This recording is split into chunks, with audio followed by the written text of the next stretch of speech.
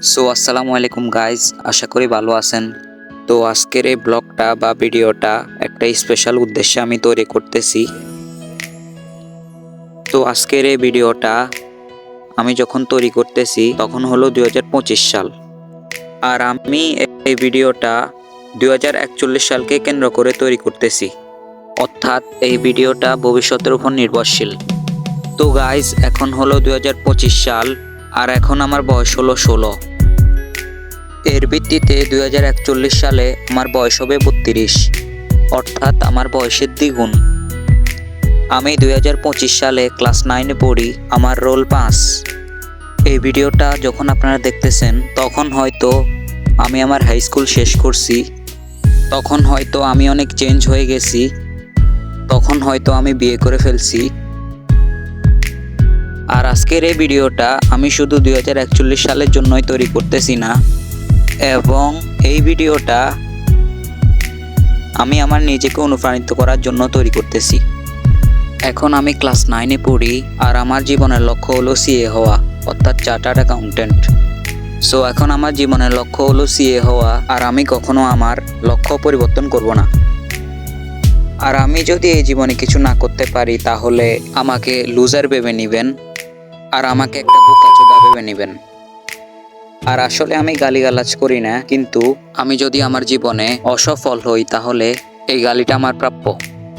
আমি সবসময় আমার লক্ষ্যের উপর ফোকাস করব, পরিশ্রম করব এবং লক্ষ্য পূরণের চেষ্টা করব, এবং জীবনে অনেক বড় কিছু করব। এই ভিডিওটা আমি অনুপ্রাণিত ভিডিও বলার কারণ হচ্ছে, এই ভিডিওটা দেখে কখনো যদি আমি দমে যাই বা হাল ছেড়ে দিই, তখন এই ভিডিওটা দেখে যেন আমি অনুপ্রাণিত হতে পারি।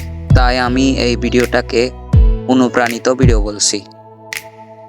এই ভিডিওটা যখন আপনারা দেখতেছেন তখন হয়তো আমি বিয়ে করে ফেলছি, অথবা মারাও যেতে পারি।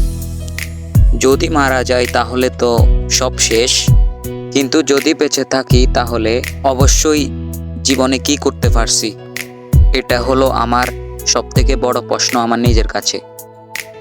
আর এই কথাগুলো শুধুমাত্র সামিনের জন্য বা আমার জন্য।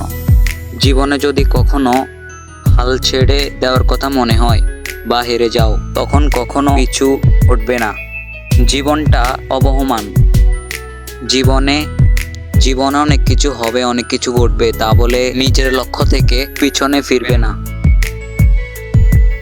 আর আমি নিজেকে প্রমিস করতেছি যে আমি কখনো জীবনের লক্ষ্য পরিবর্তন করব না এবং হাল ছেড়ে দিব না, চেষ্টা করে যাব। সফল হওয়া বা করার মালিক আল্লাহ। তো গাইজ, আজকের তারিখটা কই? তো গাইজ, আজকে হলো অক্টোবরের 23 তারিখ। তো গাইজ, আমি আমার নিজের শুভকামনা জানিয়ে আজকের ব্লগটি শেষ করছি। ধন্যবাদ।